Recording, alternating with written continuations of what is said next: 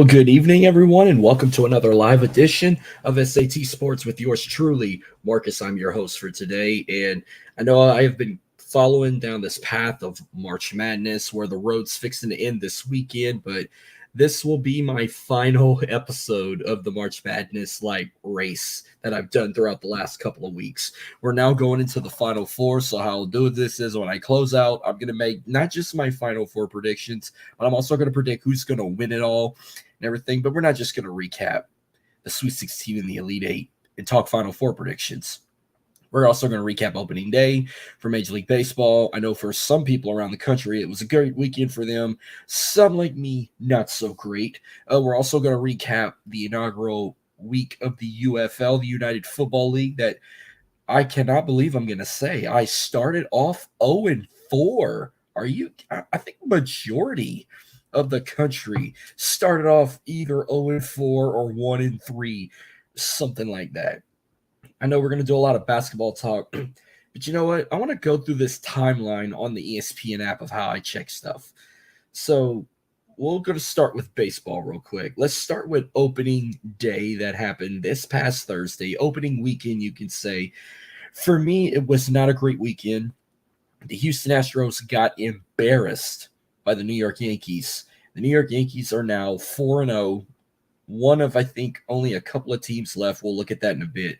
Houston Astros this weekend went 0-4.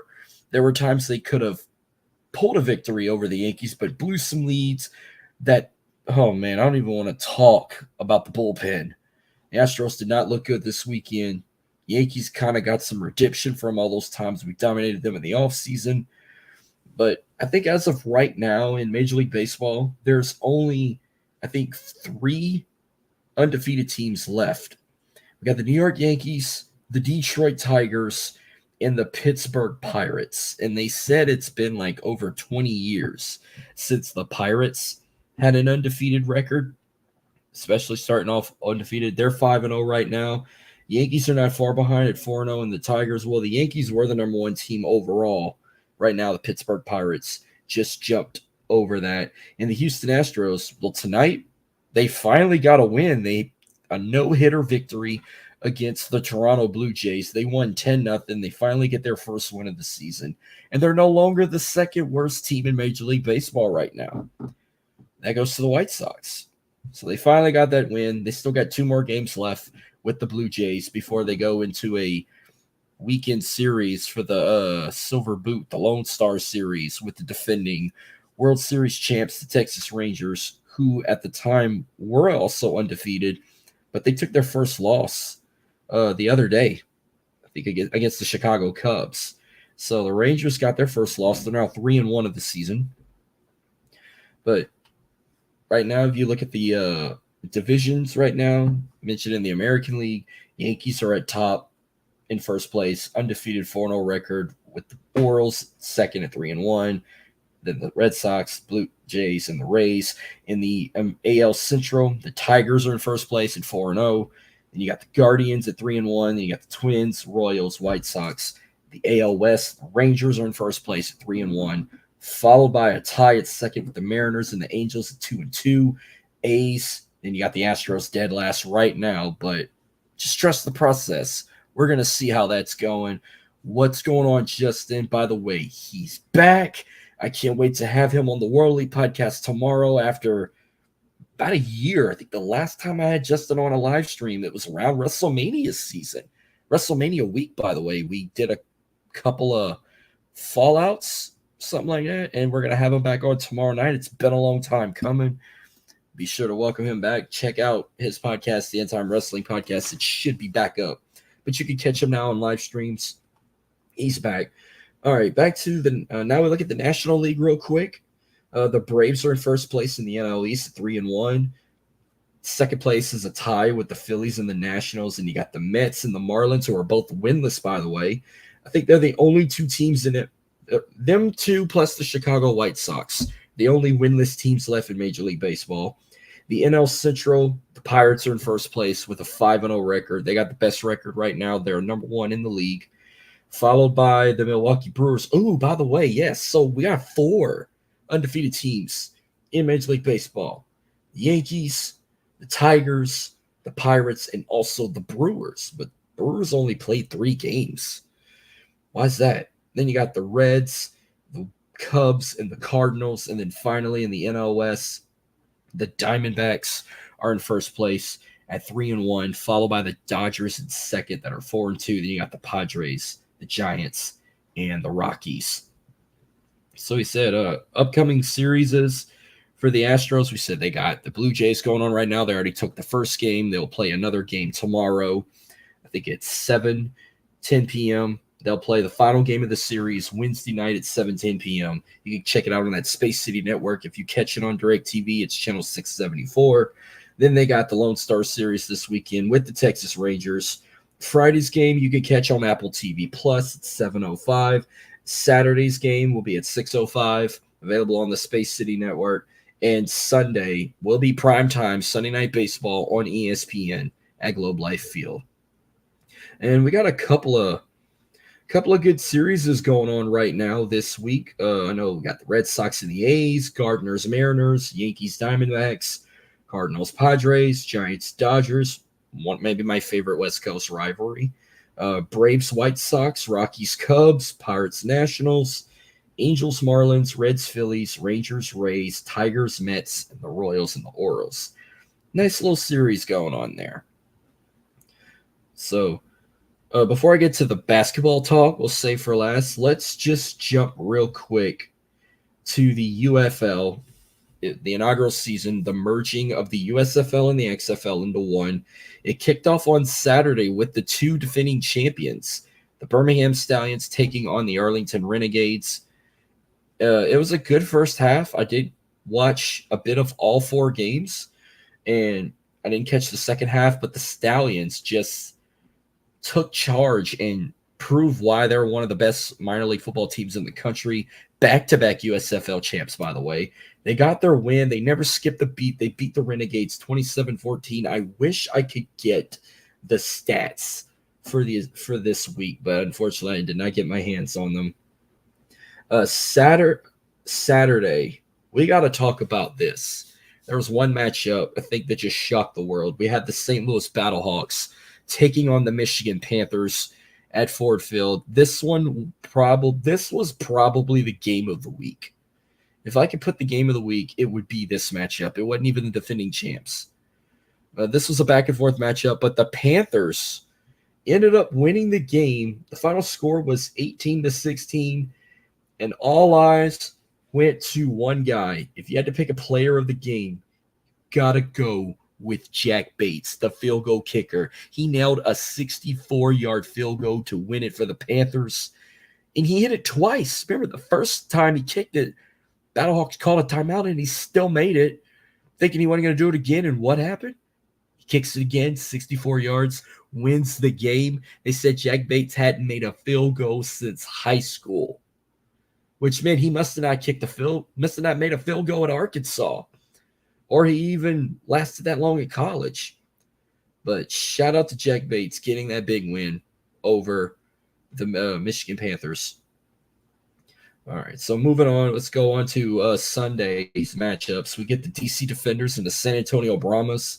Despite the score being the Brahmas winning 27-12, they were humiliating the Defenders like I've never seen before. I did not see the Brahmas be this damn good. They got the win. Defenders tried to make a comeback, but it was a little too late. And then the final game, this one kind of disappointed me. My Houston Roughnecks have fell to the Memphis Showboats 18-12. It was a sloppy first half. It got interesting in the second half, but Showboats got the win. But if I had to pick who was the most dominant, who had the best performance of the week, I'm definitely giving it to the Michigan Panthers, who had that great win. The second best, I'll have to say the Stallions. Third, I'll throw the Brahmas, even though they did decimate the Defenders. And then finally, I'll put the Showboats in fourth for the best win. Now we get to week 2, and I will try and watch what I can. I know on my wrestling side, I'm a big wrestling fan. WrestleMania week. We got WrestleMania this weekend. I probably will not be able to watch any games Saturday with the wrestling I'll be watching. But Sunday, I should be able to watch both games. But on the card for week 2, of the UFL. It kicks off with the San Antonio Brahmas on the road against the Memphis Showboats. 11 a.m. kickoff on ESPN. Oh, by the way, with the 4 games we got this week, we got 2 Battle of Unbeaten teams matchups and 2 matchups of winless teams. So 2 things for sure. There'll be 2 teams going into week 3 undefeated and 2 teams going into week 3 with their first win of the season, and 2 teams are going into week 3 with their first loss. We'll see how that goes. But it kicks off with the Brahmas and the Showboats. Despite both teams winning, I think the Brahmas might look stronger in this one, so I'm going to take the San Antonio Brahmas on the road. Saturday night in the Dome. I think this will be an electrifying crowd because I feel like despite the DC Defender fans being very unique with that beer snake, they say they're the best. They were the best fans in the XFL. I feel like St. Louis is more passionate because, they lost the Rams that moved to LA. They still had a dome football stadium they were barely using, and now they got a semi-pro football team back. I feel like they could fill out their dome more than the Alamo Dome or even Ford Field. But it's going to be painted blue. The Dome of America Center could be rocking, could be sold out or half full as they take on the defending XL champs and the Arlington Renegades. I like the Battlehawks. If I could have 2 teams in this league, I got my Roughnecks in the USFL conference. If I could pick a team in the XFL conference, I'd be a Battlehawk guy. So I'm going to take the Battlehawks at home against the Renegades. I think it'll be a close game. Could be a game of the week. So I'm taking the Battlehawks. Then we get to Sunday, a Battle of Undefeateds, 11 a.m. on ESPN. The Birmingham Stallions on the road against the Michigan Panthers. Look, I'll give credits to the Panthers with that win over the Battlehawks. But, dude, this is the fucking Birmingham Stallions. This is the freaking Alabama Crimson Tide of the UFL. I don't know how these guys keep winning, especially on the road. And it hurts to say this as much as I don't like this team. I'm going to take the Stallions on the road against the Panthers. And then their final game, the Houston Roughnecks at the DC Defenders. The Bear Snake is going to have all the attention on camera. If Dylan's tuning in, I know that's your team, but I'm going to stick with mine. Drill, baby, drill. Go Roughnecks. Get that first win of the season. And that will wrap up my talk with the UFL. All right, let's talk some college basketball, but let's start with the NIT real quick. Let's just get the NIT out of the way. I've been keeping up with it. We're down to their Final Four. You go back to their quarterfinals a week ago. Georgia beat Ohio State 79-77. Indiana State handling Cincinnati 85-81. And then the second half of the quarterfinals, Seton Hall beat UNLV 91-68, and Utah beat VCU 74-54. The semifinals are going to take place Tuesday, tomorrow night, April 2nd, in Indianapolis, Indiana. First game, Utah versus Indiana State on ESPN, followed by at 8:30, Georgia and Seton Hall on ESPN2. The finals for the NIT, I want to say it might be Friday. Might be Thursday or Friday later this week. I'll definitely keep it's going to be one of them days. But I feel like it's going to be Indiana State versus Seton Hall in the NIT finals. So I got Indiana State over Utah, and I got Seton Hall over Georgia, and I got Indiana State, who should have got into the big dance. Should have made the NCAA tournament, but didn't. I got them winning the NIT over Seton Hall. So we'll go with there. We'll start with the men's Final Four first, since they've been done with theirs. I know that's going to happen this weekend. The semifinals will take place Saturday, April 6th. The national championship game will be Monday night, April the 8th, at the University. It's no longer the University of Phoenix Stadium, State Farm Stadium in Glendale, Arizona, the home of the Arizona Cardinals. So you go back to the Sweet 16 that started on Thursday. Clemson beat Arizona 77-72. UConn beat San Diego State 82-52. Alabama beat North Carolina 89-87. Illinois beat Iowa State 72-69. Then you go to Friday, it was on Good Friday. We had the second half of the Sweet 16. North Carolina State beat Marquette 67-58. Purdue beat Gonzaga 80-68. Duke beat Houston 54-51. And Tennessee beat Creighton 82-75. Then you go to the Elite Eight. It kicked off with the defending national champs, UConn, punching their ticket to Arizona. They beat Illinois 77-52. Alabama, Clemson, and this is not even college football. So this rivalry of them in the postseason continues in a different sport. But Alabama making history. They're going to their first ever Final Four. They beat Clemson 89-82. And then on Easter Sunday, we had the second half of the Elite Eight for the men. Purdue, in a great game with Tennessee, they beat the Volunteers 72-66. Purdue going to their first Final Four since 1980. It's a long time for the Boilermakers. And then your final game, two teams from the great state of North Carolina try to battle it out to go to that final spot, and it went to the ACC tournament champions, North Carolina State. So the Wolfpack have taken down the two most dominant basketball programs in the state of North Carolina. They beat the Tar Heels in the tournament finals, and they take down the Duke Blue Devils in the Elite Eight.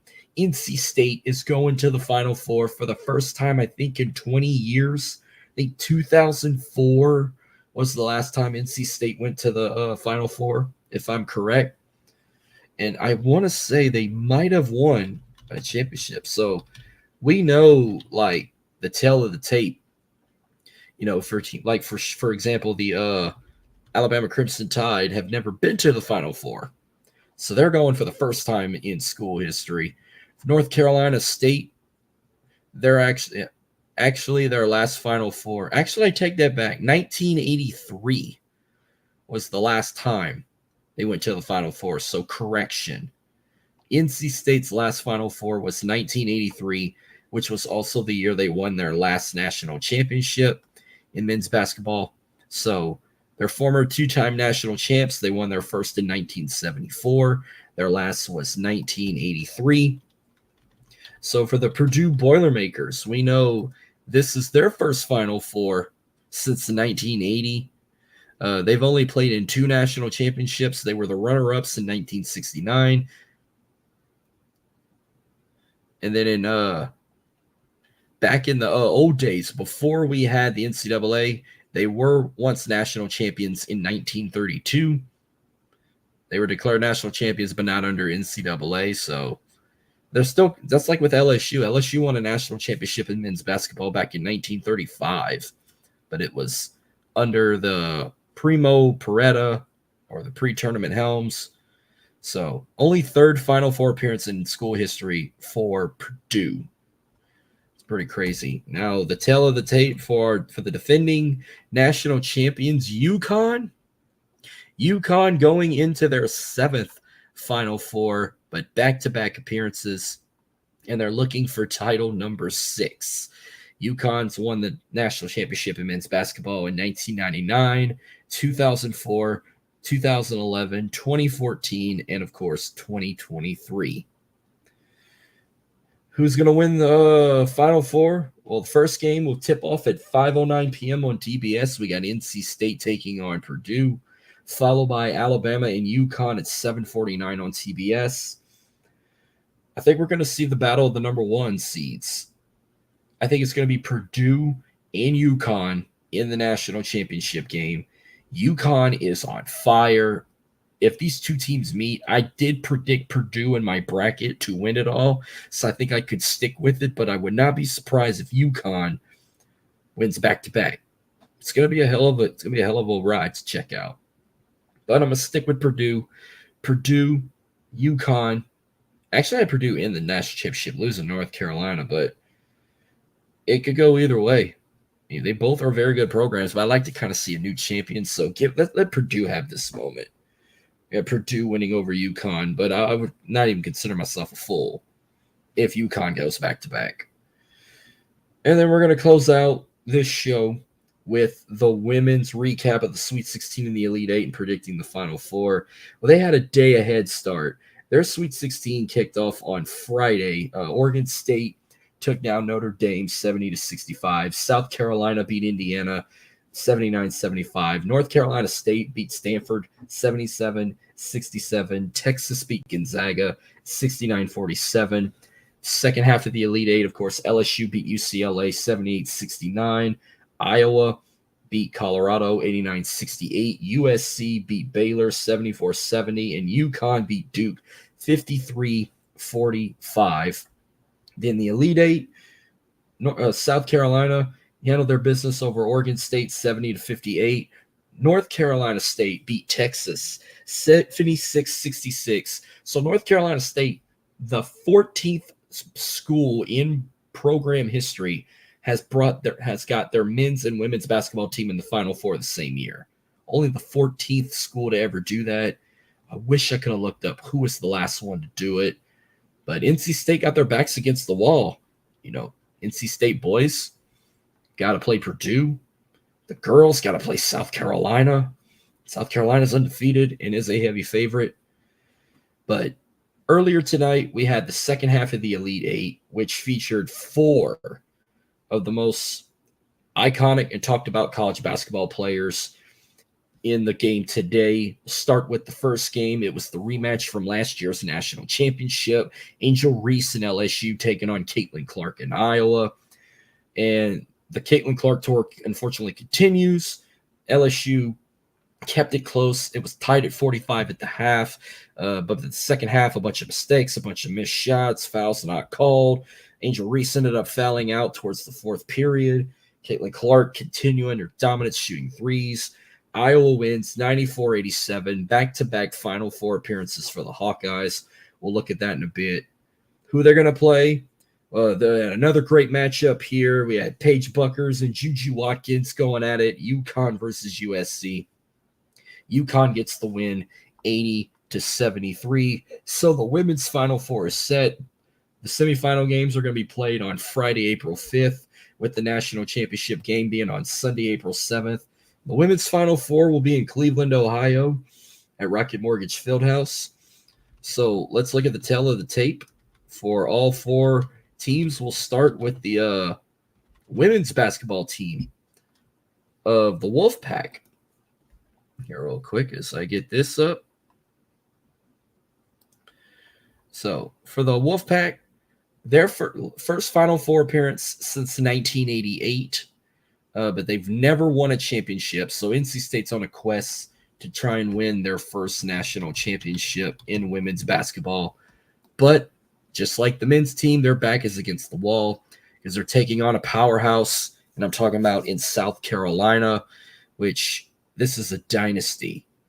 This is only their 6th Final Four appearance, but 4th consecutive Final Four appearance for Dawn Staley and the Gamecocks of South Carolina, but they've only won 2 national championships, 2027 and 2022. So they're trying to get back at it and try and keep the national championship in the SEC. But who also they're going to take on the other side? Well, let's start with the Huskies of UConn. For the girls, another dynasty team you want to look at here. My goodness, do I even want to give you the detail on this? All these Final Four appearances. Here, 23 Final Four appearances for the Huskies of UConn girls. 24 final appearances. Man. All right, 23 actually. I got it wrong. Let's talk about the national championships here. Let's see. We got 1, 2, 3, 4, 5, 6, 11 national championships. Trying to win a 12th one, but it could happen. And they've only 13 national championship games, 12-1 for UConn under the legendary Gino Aramia in his 38th season with UConn. And then finally, for the Iowa Hawkeyes, we know that they've been to the dance, but they've never won a national championship. So they're kind of in the same boat like NC State. They're only in their 3rd Final Four in school history. Before 2023, their last appearance was 1993. They were the runner-ups last year, losing to LSU. So when it comes to powerhouses, UConn is the powerhouse out of the four. South Carolina is the heavy favorite because they're undefeated. NC State might be the biggest dark horse out of this women's Final Four, but Iowa is the team America wants to win because of one girl, Caitlin Clark. Well, how I think it's going to go down? I think it's going to go down where the national championship is going to be South Carolina versus Iowa. Everyone wants Caitlin Clark in that national championship. I would not be surprised if Buckers takes down Caitlin Clark. But that'll probably be the best game to watch. North Carolina State and South Carolina, I don't even think it's going to be close. I think South Carolina is going to run them down. They'll go 37-0, and they're going to take on the Cinderella team of who will play South Carolina and UConn and Iowa. This will be a hell of a game to watch. My money says Iowa's going to win. I would not mind seeing UConn take on South Carolina. That would be a hell of a matchup. But I think it's going to be South Carolina and Iowa. But I'm going to stick with the SEC. I want to stick with the SEC on this, but I feel like it's so rigged right now. It's all about Caitlin Clark, the State Farm commercials, these other commercials, the NCAA commercial showing Caitlin Clark and her family and all this. All eyes have been on the Hawkeyes to try and win that first national championship. I did pick Iowa to win it in my bracket, but my bracket's been busted since day one. I wouldn't even get mad if the Gamecocks win it. We'll see what happens.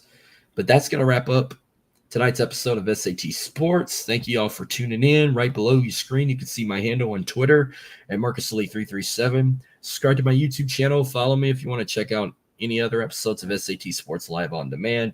But this will be my final episode of the March Madness.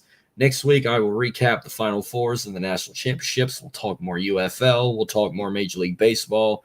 I'll start bringing back up the NBA and the NHL because now that we're in the month of April, their regular seasons are fixing to wrap up, and it won't be long before we get the play-in tournament, plus the NBA playoffs and the Stanley Cup playoffs, and we're going to start bringing up MLS more often. Plus, in the month of April, we're getting the return of the Arena Football League at the end of the month. I'm excited about going to watch the Voodoo, getting season tickets, attending every home game for those.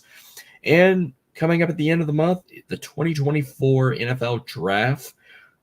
Fingers are crossed that myself and Freddie could still do the watch alone. Might request a day off for it so I can get that going. But we're going to have a fun month. Freddie's going to be coming back soon, probably within a couple of weeks, the last time I talked with him. But he will definitely be back by the end of April. But I'll give it about a week or 2 weeks, he'll be back. But thanks for all riding with me, taking this solo. I know I did 3 episodes last week, but it's March Madness, guys. After all this is over, I'm going back to once a week. It's a lot. But thank y'all for tuning in, staying up this late on this Monday evening. I know a lot of us got to work in the morning, so do I. But thank y'all for tuning in, and I will see you guys next week for another live edition of SAT Sports. Y'all have a good night.